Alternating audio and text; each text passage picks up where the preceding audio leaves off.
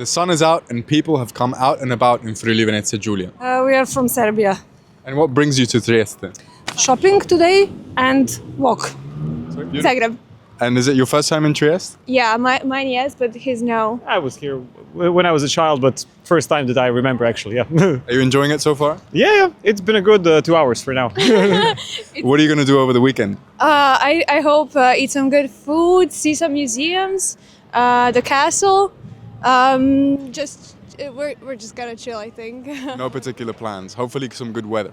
Yeah, no plans yet. We're just gonna wing it and see how it happens, and the weather seems to be good right now.